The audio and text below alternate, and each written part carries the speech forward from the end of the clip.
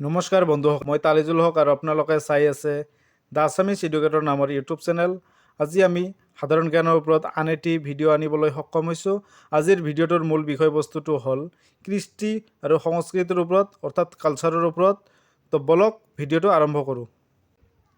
আজিৰ প্ৰথমটো কুৱেশ্যন আছিল, ইয়াত খালী ঠাই পূৰণ কৰিব দিছে। Chakmas is a popular tribe which belongs two.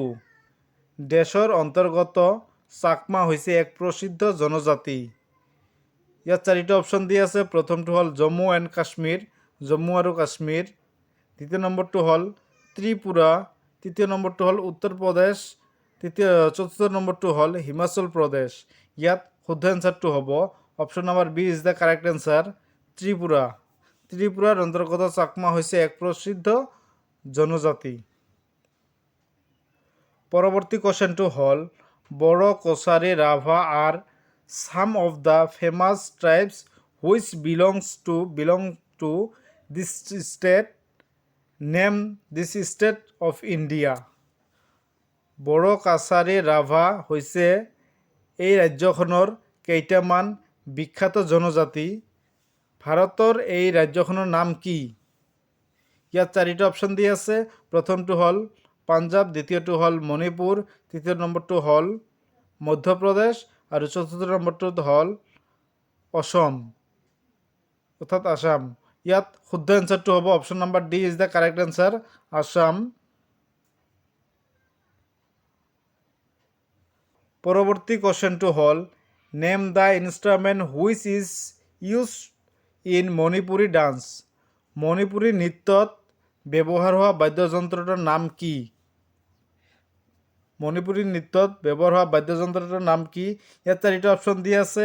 প্ৰথমটো হ'ল চিতাৰ, দ্বিতীয় নম্বৰটো হ'ল চেহেনাই, তৃতীয় নম্বৰটো হ'ল তাবলা আৰু চতুৰ্থ নম্বৰটো হ'ল পুং। ইয়াত শুদ্ধ এনচাৰটো হ'ব option number D is the correct answer, পুং। পৰৱৰ্তী কুৱেশ্যনটো হ'ল the difference positions of hand and face during dance are called. ইয়াত খালী ঠাই পূৰণ কৰিব দিছে। নৃত্যৰ অৱস্থাত হাত আৰু মুখৰ বিভিন্ন ভংগীমাক ডেছ বুলি কোৱা হয়। ইয়াত চাৰিটা অপশ্যন দি আছে। মুদ্ৰা, তাল, ভাৱ আৰু ৰাগ। ইয়াত শুদ্ধ এনচাৰটো হ'ব option number A is the correct answer, mudra. পৰৱৰ্তী কুৱেশ্যনটো হ'ল name the famous dancer who is called the queen of Bharatanatyam. ভাৰতনাট্যমৰ ৰাণী ৰূপে পৰিচিত বিখ্যাত নৃত্যাংগনাগৰাকীৰ নাম কি? ইয়াত চাৰিটা অপশ্যন দি আছে। প্ৰথমটো হ'ল বালা সৰস্বতী, দ্বিতীয় নম্বৰটো হ'ল জ্যোতি সুব্ৰমণিয়াম, তৃতীয় নম্বৰটো হ'ল ৰুক্মিণী দেৱী আৰু চতুৰ্থ নম্বৰটো হ'ল মহালক্ষ্মী। ইয়াত শুদ্ধ এনচাৰটো হ'ব option number A is the correct answer, Bala Saraswati. Bala সৰস্বতীক ভাৰতনাট্যমৰ ৰাণী ৰূপে জনা যায়। পৰৱৰ্তী কুৱেশ্যনটো হ'ল which festival marks the beginning of the Sikh Khalsa. কোনটো উৎসৱে শিখ খালছাৰ আৰম্ভণিক সূচায়? ইয়াত চাৰিটা অপশ্যন দি আছে। প্ৰথমটো হ'ল লোহাৰী, দ্বিতীয় নম্বৰটো হ'ল গুগানমী, তৃতীয় নম্বৰটো হ'ল গুৰু পৰ্ব, চতুৰ্থ নম্বৰটো হ'ল বৈশাগী। ইয়াত শুদ্ধ এনচাৰটো হ'ল option number D. Option number D is the correct answer, Baisakhi.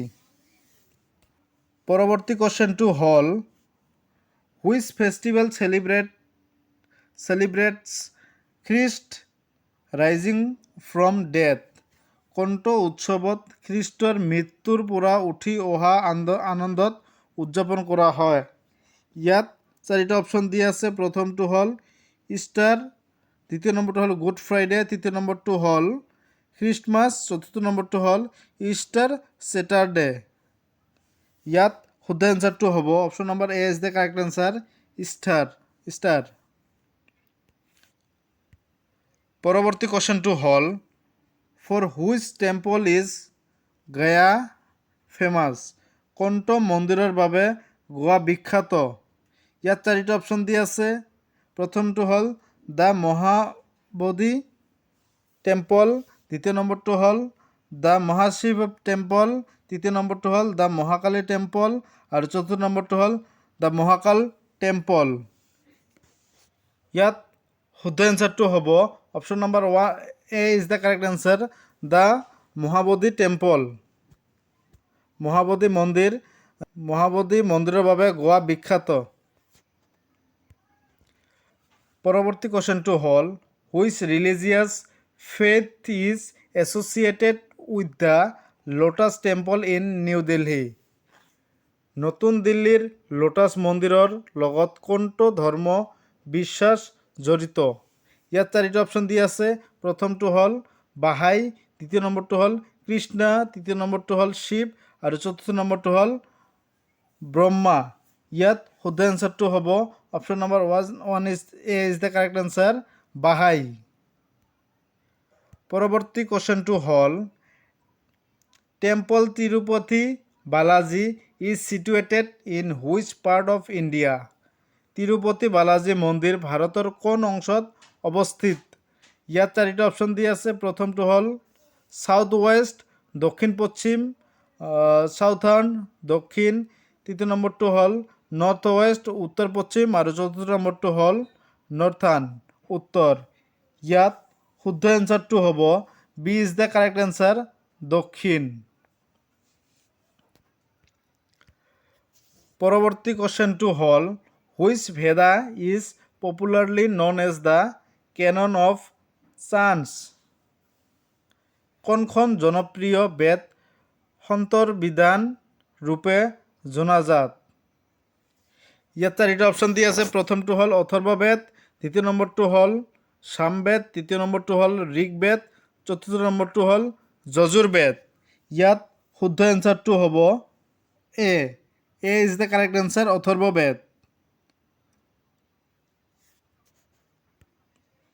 পৰৱৰ্তী কোৱেশ্যনটো হ'ল ইয়াত খালী ঠাই পূৰণ কৰিব দিছে। ডেছ ইজ নট এছ'চিয়েটেড উইথ চিটাৰ। চিটাৰৰ লগত জড়িত নহয়। ইয়াত 4টা অপশ্যন দিছে। পণ্ডিত ৰবি শংকৰ, উস্তাদ আলাউদ্দিন খান, তৃতীয় নম্বৰটোত দিয়া আছে আমিৰ খুচৰু, চতুৰ্থ নম্বৰ দিয়া আছে আমজাদ আলী খান। ইয়াত কৈছে কোনজন ব্যক্তিয়ে চিটাৰৰ লগত জড়িত নহয়? ইয়াত শুদ্ধ এনচাৰটো হ'ব option number D is the correct answer, Amjad Ali Khan. Amjad Ali খানে চিটাৰৰ লগত জড়িত নহয়। পৰৱৰ্তী কোৱেশ্যনটো হ'ল during whose reign did the Mughal painting reach it is climax. কাৰ শাসনকালত মোগল চিত্ৰকলাই শীৰ্ষ স্থানত উপনীত হৈছিল? ইয়াত 4টা অপশ্যন দি আছে। প্ৰথমটো হ'ল হুমায়ুন, দ্বিতীয় নম্বৰটো হ'ল শ্বাহজাহান, তৃতীয় নম্বৰটো হ'ল জাহাংগীৰ, চতুৰ্থ নম্বৰটো হ'ল আকবৰ। ইয়াত শুদ্ধ এনচাৰটো হ'ব option number C is the correct answer, Jahangir. পৰৱৰ্তী কোৱেশ্যনটো হ'ল খৰ্দাত চাল ইজ দ্য ফেষ্টিভেল অফ। খৰ্দত চাল হৈছে দেশৰ উৎসৱ।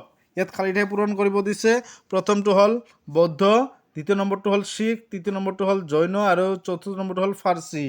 ইয়াত শুদ্ধ এনচাৰটো হ'ব option number D is the correct answer, Farsi. Thank you. আজিলৈকে এইখিনিয়ে। যদি ভিডিঅ'টো চাই আপোনালোকে ভাল পায় তেনেহ'লে ভিডিঅ'টো লাইক এণ্ড ছাবস্ক্ৰাইব কৰিব।